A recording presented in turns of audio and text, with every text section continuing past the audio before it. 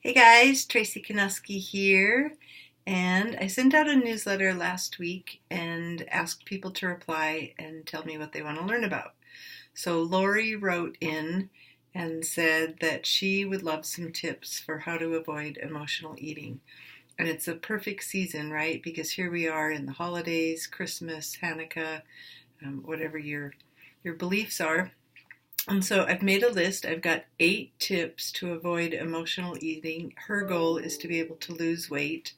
And so I'm going to go through those with you. You might want to get something to take notes with because I'm going to whip through them pretty fast, or you can rewatch the video. So number 1 is know your why. You need to know why you want to lose weight or why you want to eat better so that you can lose weight. But even then, if you want to lose weight, what's your why? The why could be, I want to go skiing, I want to go jogging, I want to look better in my clothes, I want to not put so much pressure on my joints, I want to have more energy, I want to play with my kids, my grandkids, my nieces and nephews. You got to know, I want to lose weight so that should be in capital letters, right? Okay. Number 2 tip, work on self-esteem. So first of all, know that you deserve to feel good. You deserve to be able to spend money on food that supports your health. It's your right, it's your choice. I'm not saying, raid the Roth IRA fund, but we all have a choice about how we spend that money.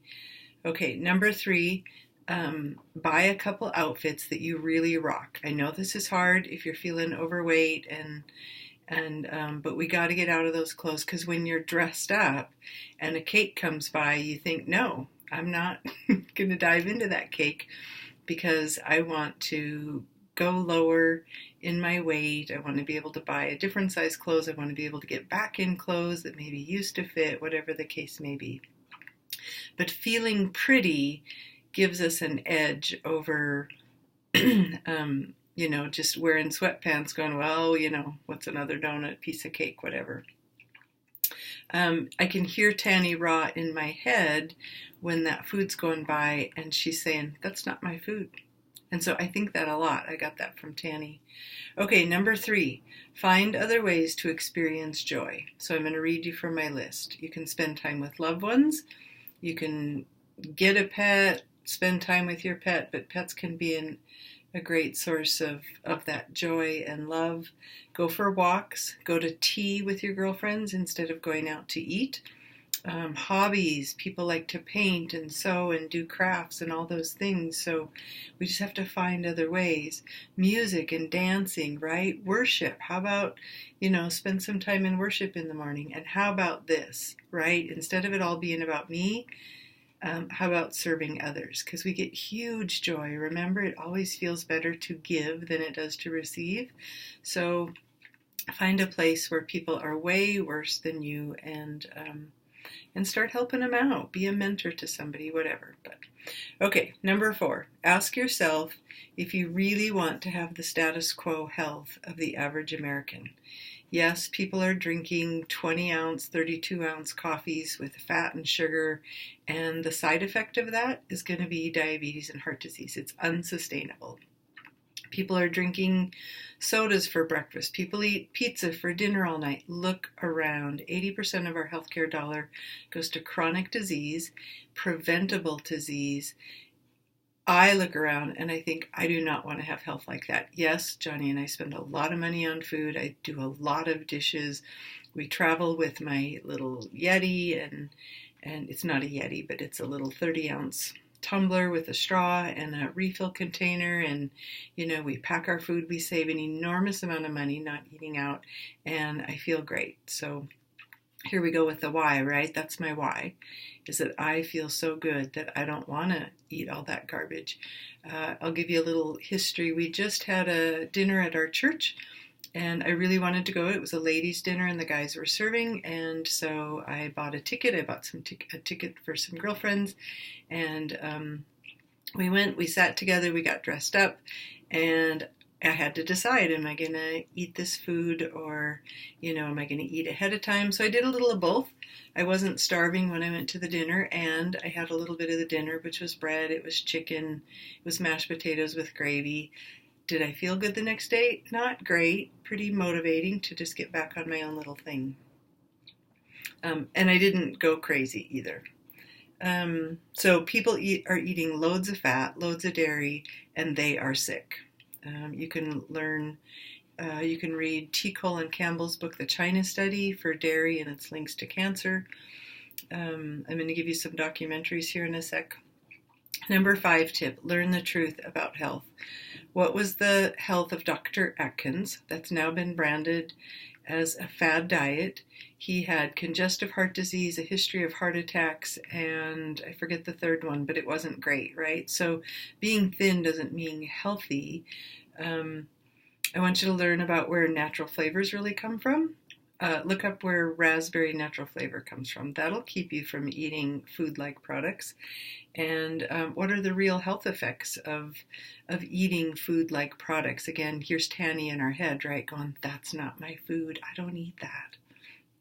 Okay, number 6, watch some health documentaries. Here's your list in no particular order, but I have my patients watch all of these. Super Juice Me, Fat, Sick, and Nearly Dead, Game Changers, What the Health, and Food Matters. Any order, watch all 5. Watch them a lot. I've probably watched Super Juice Me 15 times. I've watched Game Changers probably 5 times, and it only came out in September. You might start with Fat, Sick, and Nearly Dead, because if you feel crappy, then you're pretty motivated to eat better. Okay, number 7, moving on. Have your food prepped, right? If you're making food for your family, start shifting their food to more of your food, and make sure you always have stuff around. So I make extra smoothies like I was just talking about, and I make sure that I always have some. If I'm headed out in the car, I'll take apples, dates, and celery, or in fact, I just leave dates in my car so that if I'm ever in town and I end up in there longer, I at least have some food that I can resort to without having to hit a drive-through, or even having to buy a bar in the health food store for $4, and they're not that great. They still have a lot of fat. Okay, so have your food prepped. Waiting for me downstairs is cauliflower we steamed last night, Brussels sprouts that we made with an orange juice sauce on them. They're divine. They're so good. They taste great. So there's a million recipes on the internet. Find them, make them, keep them around. I keep a list in my phone of the food I eat. I keep a list in the phone of the food Johnny eats. We don't eat the same, but I made him enchiladas last week. I had some. It had brown rice. It had a homemade cheese sauce. Yes, it smelled great, but there was no poison in it, right? So it's not my normal food, but it tasted great, and I don't need to eat it every night, but that's all that emotional health stuff. Okay, number 8, this one's easy. Don't buy it and don't bring it home, right? Okay, so those are your 8 tips. You can go back through the video, subscribe to whatever channel you happen to be on. This is going to get shared across Instagram TV, Facebook Live. It'll be on my website. It'll come out with a link through my newsletter. Tag and share somebody, find a buddy. Do this with somebody. I have support people that I talk to sometimes daily, sometimes weekly. Johnny has watched all these documentaries with me. He is a huge supporter of who I am, what I do, and that helps a ton. And depending on when you're watching this, Nutrition Foundations is finally here. It's my signature online program that I've been working on for a couple of years, at least in my head.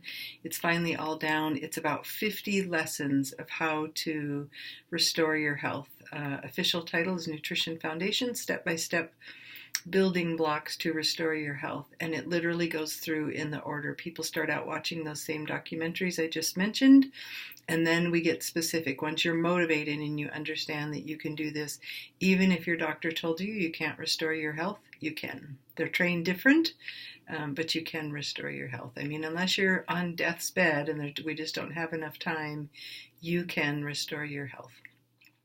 No, we're not all going to be 20, but we also don't have to be 78 years old and sit in our chair all day. So anyway, sending you loads of love. And Merry Christmas if we don't video again before then. And Happy New Year. And I hope these tips are helpful for you.